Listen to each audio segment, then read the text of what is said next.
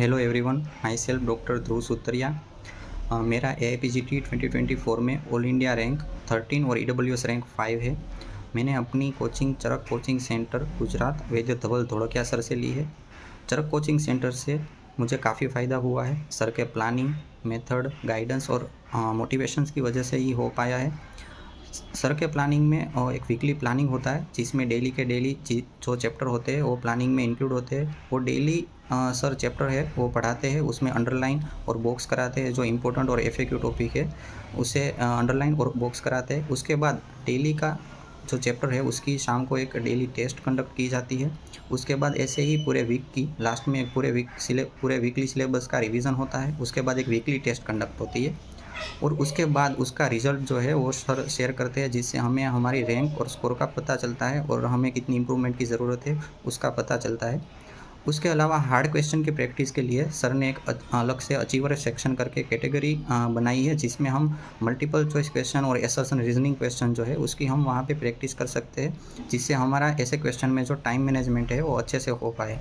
उसके बाद पूरा स्थान और यूनिट ख़त्म होने पर एक यूनिट टेस्ट कंडक्ट की जाती है। और ऐसे ही रेगुलर सिलेबस के साथ साथ हमारा प्रीवियस ईयर का सिलेबस है उसका भी एक अलग से शेड्यूल आता है और उसके सिलेबस की भी अलग से टेस्ट रेगुलर सिलेबस उसके साथ प्रीवियस ईयर के रिवीजन सिलेबस की भी टेस्ट कंडक्ट होती है।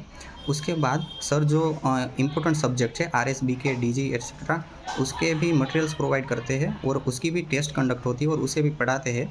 उसके बाद माइनर संहिता लघुत्रयी है उसके भी सर पढ़ाते हैं। GP गोविंद परीख सर की जो बुक है उसमें से 180 पेजेस है वो भी सर पढ़ाते हैं, उसकी भी अलग से टेस्ट कंडक्ट होती है।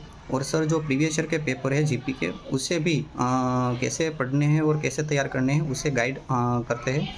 लास्ट में रैपिड रिवीजन के लिए sir one liners materials provide करते हैं, ऑडियोज़ प्रोवाइड करते हैं, जिससे हमें सारे संहिता और सब्जेक्ट्स के जो इम्पोर्टेंट टॉपिक्स है वो उसमें कवर अप हो जाते हैं।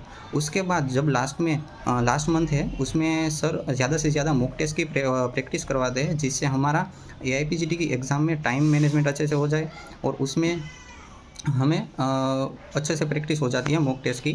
डाउट्स और क्वेरीज़ के लिए सर फिजिकल सेशंस रखते हैं और सर आप कभी भी डाउट्स और क्वेरीज़ के लिए सर को कांटेक्ट कर सकते हैं। सर रेगुलरली मोटिवेशन भी देते हैं, जिससे हमारा काफ़ी कॉन्फिडेंस बिल्डअप होता है। Thank you sir for helping me during preparation. Thank you Charak coaching centre.